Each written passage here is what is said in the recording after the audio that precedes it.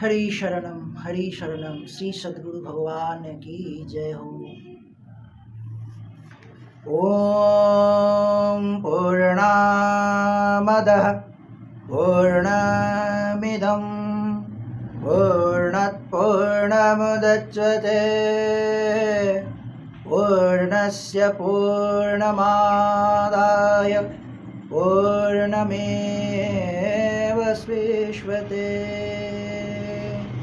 ओम शांति शांति शांति। तो मित्रों, आज का द्वितीय भाग में हम पहुंचे हैं।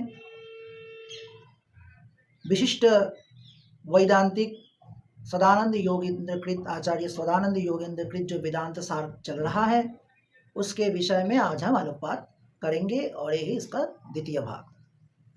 पहले भाग में हम लोग ने श्री गुरु की वंदना के अर्थ को समझने की कोशिश किए थे। उसमें हम लोग ने अर्थ तो अप्याद्वयानंद अतित्वद्वैत भानतः गुरुनारध्य वेदांत सारम वक्षे यथामिति। ये जो मंगलाचरण था, इस मंगलाचरण की विषय में हम लोग आलोकपात किए थे, यानी हर मंत्रों की अर्थ का। तो उसमें हम लोग की हो गया था अद्वैत भानतः, जिसने विषय में हमने कहा था अतितम गतम द्वैत भानम यस्मात्, जिसमें द्वैत भान की कोई स्थिति नहीं रहता, अद्वैत भानतः तस्मात्। और हमने कहा था अद्वयानंदन, अद्वयानंद यानी वो अद्वय, अद्वयश्चते आनंदश्च अद्वयानंद पान, जिसमें अद्वय भाव में आनंद का उपलब्धि होता है, जो गुरु के द्वारा गुरु के ब्रह्म ज्ञान से अपने शिष्य परंपरा में प्रवाहित होता है। उस आनंद घन शाम परमात्मा की जो घनीभूत विद्या है, उस आनंद घन के विषय में भी हम कहे थे। और वेदांत सारम के अर्थ तो आप लोगों को पता ही है कि वेदांत आनंद सारम तम, जो वेद की सार है वही वेदांत सार है। अंत भाग की जो सार है यानी ज्ञान कांड की जो सार है वही वेदांत सार है। गुरु नारध्य, उसका भी आलोचना हो गया था। इसमें यहाँ पे एक गुरु का जो शब्द हमने निरूपण किया था, उसमें एक ही गुरु की अर्थ किया गया था, और उस गुरु आनंद घन सी सदगुरु भगवान के विषय में कहा गया था, वो पूज्य गुरुदेव के विषय में ही कहा गया था। और आज की जो विषय है वो हम करेंगे वेदांत सार बख्श। आज इस विषय के ऊपर हम आलोकपात करेंगे। वेदांत सारं बख्शे। पहले इस बख्श शब्द की निष्पन्न करते हैं। बख्श शब्द कहाँ से उत्पन्न हुआ है? तो वेदांत सार का अर्थ तो हम लोगों को पता ही है, जो तीन प्रस्थान तय है उसके जो सार वो है वेदांत सार। और वेदांत की जो सारभूत अर्थ है वो सदानंद योगेंद्र अपने बुद्धि के हिसाब से यहाँ पे किए थे। इस विषय में उसने कहा कि वेदांत सार बख्श, यानी बच धातु के साथ लट की उत्तम पुरुष एक वचन, जो लट लकार है उसके उत्तम पुरुष एक वचन के साथ आत्मनेपद में इठ प्रत्यय करके इस वक्ष धातु निष्पन्न होता है। तो ये जो बच यानी जो वचन जो बोलने की जो अर्थ है, ये वेदांत सारम बख्शे, तो इसका अर्थ ऐसा निकलता है एक वेदांत सार मर्म कथन। इसका अर्थ दोस्तों यही समझना होगा कि ये जो विशाल वेदांत सार की जो ग्रंथ आचार्य सदानंद योगीकृत लिखा गया है, ये सिर्फ इसका ही परिश्रम है। इसमें कोई द्वितीय व्यक्ति का हस्तक्षेप नहीं माना जा सकता। सदानंद योगेंद्र अपने आप ही इसको स्वीकार करते, एक यानी अहम सदानंद, एक अर्थ है अहम सदानंद। सदानंद जी खुद ही वेदांत सार मर्म कथन, वेदांत सार की जो मर्म है, जो मर्मज्ञता है, वो अकेले ही इसमें कथन कर रहे हैं।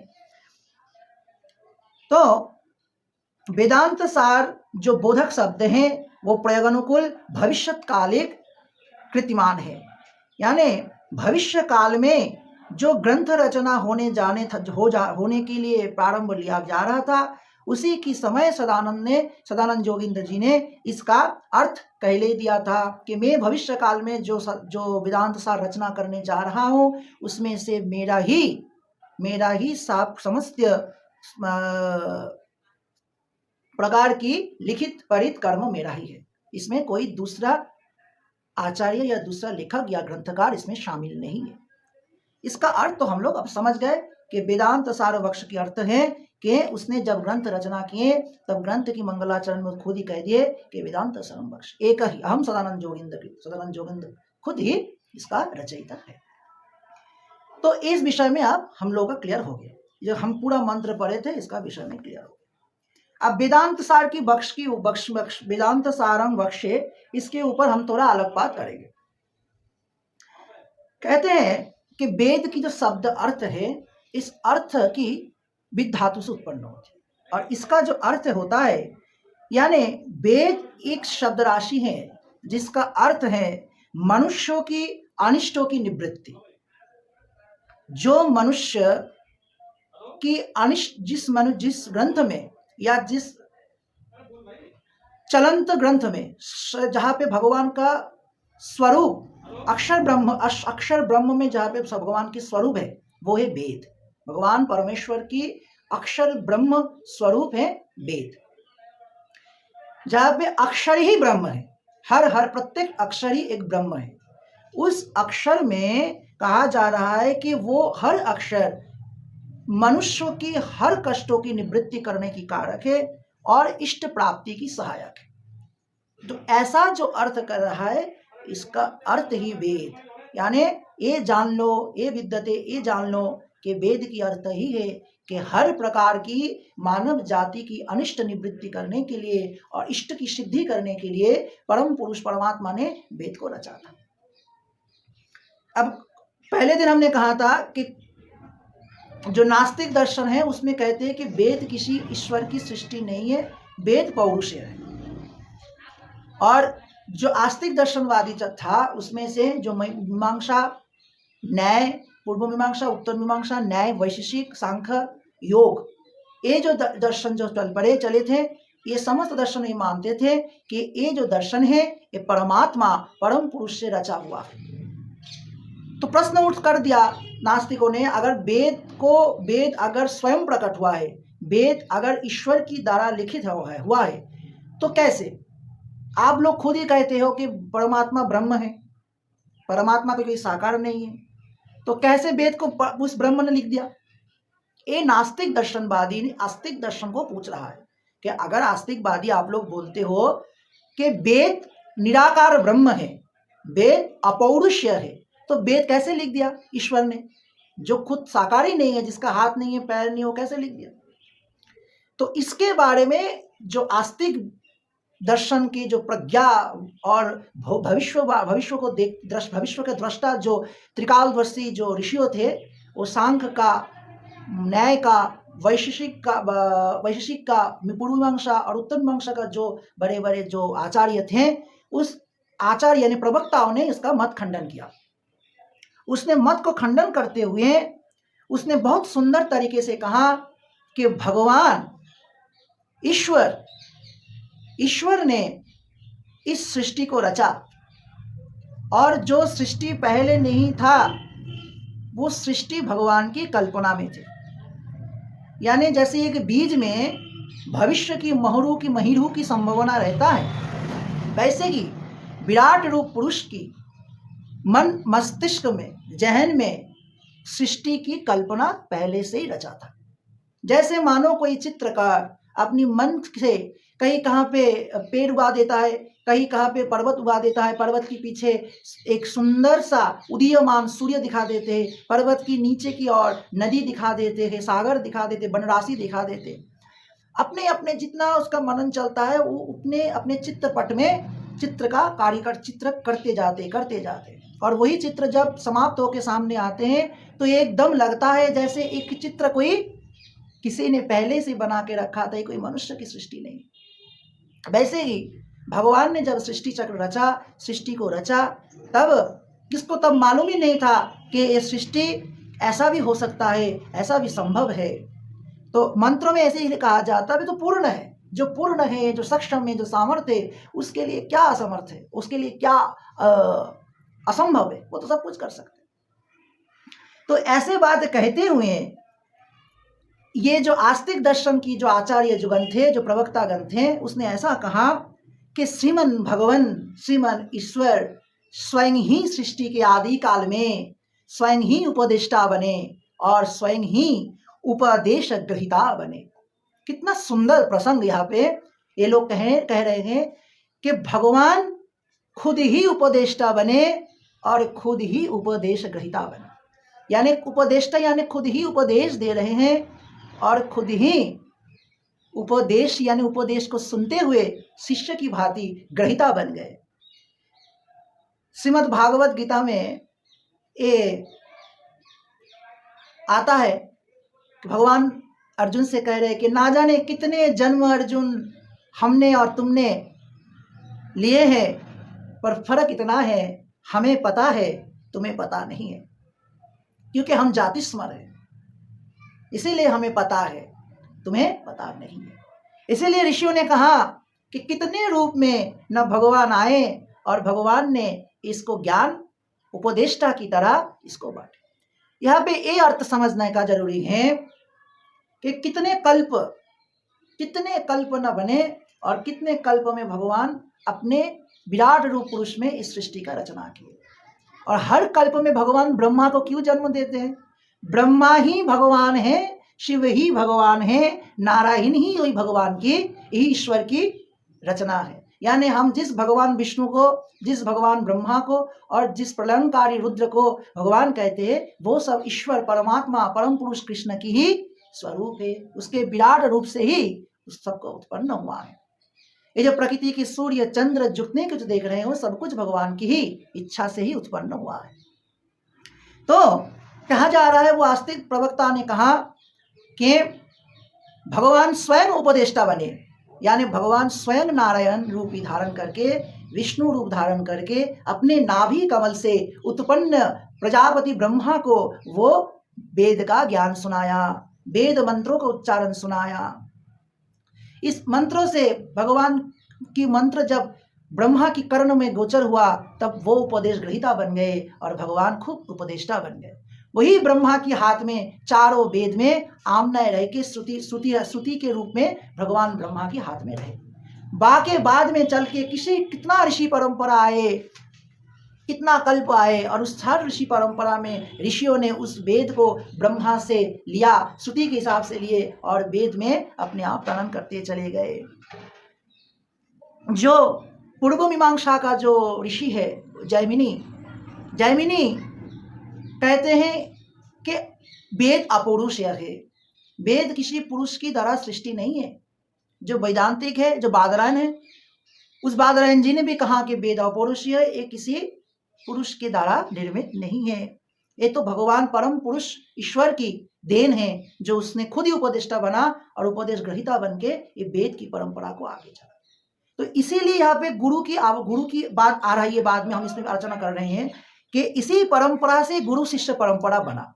यानी भगवान वो पहला गुरु है, अनादि काल की जो पहला गुरु है वो है भगवान है उपदेष्टा, और जो उपदेश ग्रहीता है वो जो शिष्य परंपरा वो ब्रह्मा से चल पड़े, प्रजापति ब्रह्मा से वो शिष्य परंपरा चल पड़े। जो प्रजापति ब्रह्मा ने अपने प्रजापतियों को दिया, अपने मनुओं को दिया, अपने ऋषियों को दिया, वो उससे चल पड़े।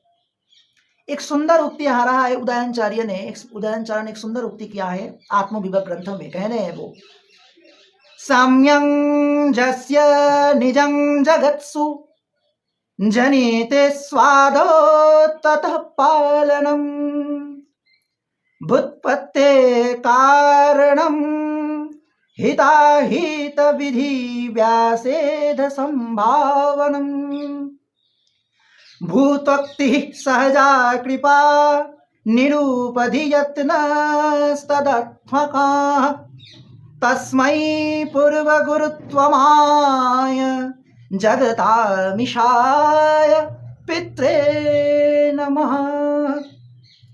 तो आचार्य उदयन जी ने ये बोल रहे हैं कि भगवान साम्यम यस्य निजं जगत्सु जनित स्यादम ततो पालनम, यानी जनित स्यादो, जो उनसे जनित है, जो बीज रूपी नाभि कमल है, उस नाभि कमल से उत्पन्न जो कमल है उसमें विराजमान जो ब्रह्मा है वो किसके किसके रचयिता है? वो आदि पुरुष नारायण का रचयिता है। तो वो जो नाभि कमल में जो बैठा हुआ जनित स्वादौ ततः पालनम, जो जिसको नाभि कमल से उत्पन्न किया, क्यों? पालन के हेतु। तो जो पालन करेगा उसको पालन के लिए कुछ विधि समझाना पड़ेगा। जैसे हम संसार में किसी को कोई दायित्व दे देते, ऐसे ही दायित्व नहीं दे देते, उसे क्या करते हैं कि देखो भाई इसको ऐसे करना है, इसको ऐसे करना है, पूरा टोटली तुम्हें मैं समझा दे रहा हूं, तुम इसको ऐसे ऐसे करना। तो भगवान ने क्या कहा? भगवान अपनी श्री मुख से जो मंत्र उच्चारण आदि किए वही वेद की मंत्र ध्वनि बने, वही श्रुति बने, जो भगवान ब्रह्मा को मिला गुरु शिष्य परंपरा। उत्पादित, यानी यहाँ पे बोल रही है कि निजम जगत्सु जनित स्वद, जो भगवान निजम खुद स्वयं ने प्रकट किया उसके कल्याण की हेतु। किसके कल्याण की हेतु? जो जगत भगवान ने खुद रचा, जो प्रकृति, जो सृष्टि भगवान ने खुद रचा, उसका अनिष्ट ना हो, उसमें रचा जीवात्मा का, उसमें रचा प्राणियों का, उसमें रचा सृष्टि का, उसमें रचा प्रकृति का, उसमें रचा पंच तत्व, कर्मेंद्रिय, ज्ञानेंद्रिय, महत्वादि गुण और त्रिगुण जो भी है संसार में, उस सबसे जो बना, जो पंचभूत, वो सब कुछ जो बना, भगवान ने सब कुछ जो अपने लीला से बनाया, खेल से बनाया, वो उसमें इतना भी ना अनिष्ट ना हो जाए, इतना भी ना विपर्जय उत्पन्न हो जाए। तो भगवान ने क्या किया? सम्यम यस्य निजं जगत्सु जनिते स्वादौ ततो पालनम, उस पालन करने के लिए भगवान खुद ही सामित्य विद्यमान, भगवान अपने आप को बोल रहे कि साम्यम जस्य, यानी भगवान अपने ही सामित्य को ही विद्यमान कर रहे हैं कि मैं ही स्वामी हूँ, मैं ही कर्म करता हूँ, मैं ही इसका सृष्टि का वेद का स्वामी हूँ।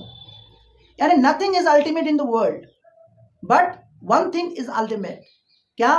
The super natural power of the God. जो परमेश्वर है उसका पावर ही एकमात्र अल्टीमेट है, बाकी कुछ नहीं, बाकी सबका क्षय हो जाता है, लिमिटेड, सब लिमिटेड है, एक समय तक लिमिटेड रहेगा, फिर उसके बाद उसका ध्वंस हो जाएगा, डिस्ट्रॉय। पर एक चीज अल्टीमेट है, supreme power of the God. तो भगवान ने कहा कि साम्यम जस्यम निजम जगत्सु, ये जो भगवान ने कहा उसके सामित्व, उसके विद्यमान, माने भगवान विद्यमान है, भगवान व्युत्पत्ति कारणम, व्युत्पत्ति यानी जहाँ पे सृजन होती है, व्युत्पत्ति यानी सृष्टि होती है, व्युत्पत्ति कारणम हिताहित विधि वैसेद संभावना, जो मैं उत्पत्ति किया हूं उसका हित और अहित के लिए हम वेद की सृष्टि कर रहे हैं।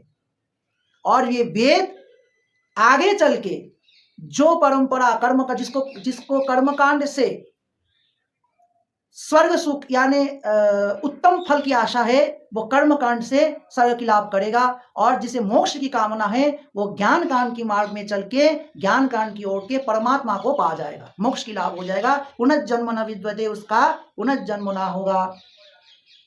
ये भगवान की सोच, और इसी की सोच में ही भगवान ने वेद का, श्रुति का रचना किया। और क्या कह रहे हैं? भूतक्ति सहजा कृपा निरुपधि यत्नस्तदात्मका तस्मै पूर्व गुरुत्वमाय जगत मिशाय पित्रे नमः। हे पिता, हे परमेश्वर, आपको मैं नमन करता हूँ। क्यों? जगत मिशाय, जगत मिशाय का यह जो वाक्य है, इस वाक्य को समझना पड़ेगा। जगत की मिशा यानी जगत की इशा के लिए, जगत की इशा अर्थ हो रही है पालन करना। श्रुति उपनिषद में कहा जाता है कि ईट धातु से ईशा का उत्पन्न हुआ है। ईशा यानी शासन करना। कौन शासन करता है? जो इसका स्वामी है। तो भगवान खुद ही कह दे, खुद ही बोल रहे इस मंत्र में, साम्यम यस्य निजम जगत, जो मेरा बना हुआ सामित्व है, जो मेरा ही बना हुआ जगत है, उसका मैं शासन कर रहा हूं, इसीलिए मैं ईश्वर हूं। ईश्वर कहने की अधिकार सबको नहीं है। जो इट यानी जो शासन करता है वही ईश्वर कह लेने का यज्ञ अधिकार है। तो उसका यज्ञेश्वर जो है, जो उसका यज्ञाधिपति है, वो स्वयं परमेश्वर है। इसीलिए उनको कहा है कि जगतामिशाय, जगत को शासन करते हुए जो जगदीश्वर है, जो जगत का ईश्वर है, उस गुरु को, वही पूर्व गुरु है। तस्मै ही पूर्व गुरुत्वमाय। तो नास्तिकवादी के ऊपर एक कड़ा हुआ जवाब दे दिया आस्तिक दर्शनवादी लोग ने कि तस्मै पूर्व गुरुत्वमाय, के उसकी तो कोई स्वरूप होने की जरूरत ही नहीं है। वो तो अपने स्वरूप से ही वेद को सृजन कर दिया और उसने क्या किया, अपने श्रीमुख से वेद को सुना भी दिया। कैसे? खुद उपदेष्टा हो गए, नारायण खुद उपदेष्टा हो गए, ब्रह्मा को उसको शिष्य बना के दे दिया। ये जो परंपरा चला, ये वेद का परंपरा चला। तो ये हुआ पहला बात। फिर जो वैशेषिक की दर्शन की जो प्रवक्ता है महर्षि कनद कहा, तद वचनादस्य प्रमाणस्य प्रामाण्यम तद वचदानम नयस्य प्रमाणम। इसकी वचन ही आमनाय की प्रमाण है। तद वचनादामनायस्य प्रमाणम, यानी इसका जो वचन है, श्रुति का जो मंत्र है, इस साक्षात पर ब्रह्म ज्योति स्वरूप है, अक्षर ब्रह्म है, ये ही इसका प्रमाण है। इसके लिए हमें और कई प्रमाण की आवश्यकता नहीं है, ना प्रत्यक्ष, ना अनुमान, ना ज्ञान। ये पूर्व निर्धारित है। जिसने सृष्टि किया उसने ही वेद का रचना किया। महर्षि न्याय की जो महर्षि प्रवक्ता है, जो गौतम है, उसने कहा मंत्रायुर्वेदच्च तत्प्रामाण्य माप्त प्रामाण्यात्। वेद में पाए गए हर मंत्र ही कहलाता है कि वो सहस्र शीर्षा, सहस्र मुख, सहस्र पैर वाला जो विराट पुरुष है, वही से ही वेद का उत्पत्ति हुआ है। दिस इनफाइनाइट, इसमें कोई तर्क नहीं है। हर मंत्र में, श्रुति की हर मंत्र में यही अल्टीमेट वाक्य है कि मैं ही जगत को सृष्टि किया हूं, मैं ही जगत प्रसूति का कारण हूं, मैं मुझसे ही जगत संसार चलता है और मैं ही जगत की आमनाय रूपी ज्ञान हूं। इसीलिए आदि शंकराचार्य ने और कुछ मठ शासन मठ का निर्माण नहीं किया, उसने 4 आमनाएं बना दिया। उस 4 आमनाएं यानी 4 जो वेद की जो पैर, मुख, हाथ, पैर और जो नाभि है, वो 4 से उत्तर पूर्व पश्चिम दक्षिण जो 4 जो यज्ञ पुरुष है, ये 4 यज्ञ पुरुष भारत की अधीश्वर बनेंगे, ससागर पृथ्वी का अधीश्वर बनेंगे और इससे ही आमनाएं चलेगा। इसलिए शंकराचार्य परंपरा चला है। ये शंकराचार्य परंपरा ही जगत गुरु परंपरा है और कोई जगत गुरु परंपरा में नहीं आ सकता। ये शारदा पीठ है, इस शारदा पीठ में वही बैठेगा जो इसका यज्ञ है, जो उस ज्ञान की योग्य है, वही शंकराचार्य के पीठ में बैठता है और वही परंपरा गुरु परंपरा से चले आ रहा है। इसमें एक सुंदर उक्ति भी और भी आ रहा है, निर्माण कायम अधिष्ठाय संप्रदाय प्रदत्तो कोई अनुग्राहकश्चेति पातंजलः। महर्षि पतंजलि ने ये कह दिया कि ईश्वर वेद का निर्माता है, इसमें कोई संशय नहीं है। निर्माण कायम अधिष्ठाय, ये जो वेद की जो काय है, वेद की जो आमनाएं हैं, ये जो वेद पहले तो वेद 4 आमनाएं में नहीं था, वेद पे एक ही था, तो इसलिए उन लोगों ने कहा कि वेद की जो काय है, ये काय क्या है? ये भगवान की रचा हुआ है। संप्रदाय प्रदत्तो कोई अनुग्राहकश्चेति, इसमें ग्राहक और ग्रहिता की खेल है। एक बोल रहा था और एक ही सुन रहा था, बाकी जो परंपरा चला वही से गुरु परंपरा निकला। ब्रह्मा ने सप्तर्षि ऋषि को सुनाया, मनु को सुनाया, ब्रह्मा ने सप्तर्षि ऋषि को सुनाया, ऋषि कश्यप ने अपने पुत्र सूर्य को सुनाया, सूर्य ने चल के अपने मनु परंपरा को सुनाया, इसी चला। और बाद में जब पुराण आया तब पुराण में भगवान की ज्ञान कला से अवतरित श्री कृष्ण द्वैपायन वेदव्यास ने वेद का 4 खंड कर दिया। क्यों? क्योंकि इसी के कारण के 4 की वेद कारण के कारण है कि आगे चल के वेद इतना भारी हो जाएगा कोई पढ़ नहीं पाएगा। इसलिए हर आमनाएं के लिए, हर जगह के लिए, चारों दिशा के लिए 4 वेद बना दिए। एक एक आमनाएं एक एक वेद को धारण करते हैं, तो उसी से गुरु परंपरा चलेगा। जैसे पूर्व गोवर्धन पीठ में ऋग्वेद, वहां पे ऋग्वेद परंपरा चलेगा। ऐसे करके करके चारों पीठ में चारों वेद का परंपरा, गुरु शिष्य परंपरा आगे चलेगा। ऐसी सोच के उसने बनाया और आदि गुरु शंकराचार्य ने उसका सोच को निर्वाह किया। इसके बाद आ रहे हैं पूर्व मीमांसा और उत्तर मीमांसा। पूर्व मीमांसा और उत्तर मीमांसा ये दोनों ही वेदांत की मुख्य विषय है। पूर्व मीमांसा का प्रवक्ता था ऋषि जैमिनी और उत्तर मीमांसा का बादरायण। उत्तर मीमांसा मानो वेदांत है। तो ये दोनों में अपौरुष जो कथा है, इस दोनों में थोड़ा मतभेद है। दोनों ही अपौरुष कह रहे हैं वेद को, ऐसा नहीं कि जैमिनी इसको अपौरुष नहीं कह रहे, वेदांती इसको अपौरुष नहीं कह रहे, दोनों ही अपौरुष कह रहे हैं। पर अपौरुष का संज्ञा यहाँ पे थोड़ा सा फर्क है। क्या? पूर्व मीमांसा जो जैमिनी कह रहे हैं वो कह रहे हैं कि वेद अविच्छिन्न प्रभाव है। अच्छे से समझने की कोशिश करना। उसमें कह रही है कि वेद एक अविच्छिन्न प्रभाव है जिसका कभी भी खंडन नहीं होता और आदि कल्प से वो था, वो है, वो रहेगा। जब सृष्टि का समाप्त हो जाती है वही वेद अपने आप ऋषियों की तपस्या से फिर से प्रकट हो जाती। यही उनका कहने का अर्थ था ऋषि जैमिनी का। पर वैदांतिक जो है वो ऐसे कहते हैं कि ना, उसके अर्थ में पौरुष अपौरुष का थोड़ा अलग डिफरेंस है, अलग थोड़ा डेफिनेशन है, संज्ञा अलग है। क्या वो लोग कहते हैं, जब सृष्टि का संसार का उच्छेद होता है तब विराट पुरुष वेद को अपने आप में समा लेते हैं, और जब मन चाहे सृष्टि का जब नया सृजन होता है तब भगवान फिर से वेद का स्मरण करवाता है। किससे? जो अपने नाभि कमल से नया ब्रह्मा को उत्पन्न होता है, वही नया ब्रह्मा को वो वेद का ज्ञान देते हैं। तो पूर्व मीमांसा और उत्तर मीमांसा में एक थोड़ा सा डिफरेंट है। There have a little different between Purva Mimamsa and उत्तर मीमांसा। कि इसका अर्थ इन लोग ने, महर्षि जैमिनी ने कहा कि कालांतर में जो परम पुरुष का जो अवदान वेद है ये अपने आप ही उद्भाषित हो जाती है, इसके लिए कोई छुपाने की आवश्यक नहीं पड़ता, वो अपने आप ही उद्भाषित हो जाते। पर वैदांतिक लोग ने कहा कि नहीं, वेद ध्वंस हो जाते। वेद ध्वंस अर्थ यहाँ पे यही समझना है कि वेद को परम पुरुष विराट रूप अपने आप में समाहित कर लेता है। अब हमारी 24 आवर्स में सबको पता है कि दिन होता है, और भगवान ब्रह्मा की एक कल्प में दिवारात्रि होती है। तो जब एक कल्प में आधी हो जाती है तब दिन, आधा कल्प में रात्रि। तो जब दिन और रात्रि का जो संधिक्षण होती है उसमें महाप्रलय चलता है, और उसमें ब्रह्मा अपने आप को विलीन कर लेते हैं, और विराट पुरुष सृष्टि के जो कल्प में, सभी वैश्वस्व मनु चल रहा, इस कल्प में अष्टविंशतमी युगे जो युग चल रहा है, अष्टविंशतमी युग भी जो युग है, इसमें जो एंड होगा कली, उसमें सारा जो सृष्टि रचा होगा, जो रहेगा, वो सब अपने आप में समाहित कर लेंगे। किसमें? हिरण्यगर्भ में। वही हिरण्यगर्भ फिर अपने आप को सृजन करेंगे, वही से सृष्टि चक्र आगे बढ़ेंगे। तब सृष्टि के कल्याण के लिए भगवान वेद को फिर से प्रकट कर देंगे। तो इसमें थोड़ा सा डिफरेंट है। और हम इस विषय में और भी कहेंगे कि पौरुष का भी अर्थ जानना है।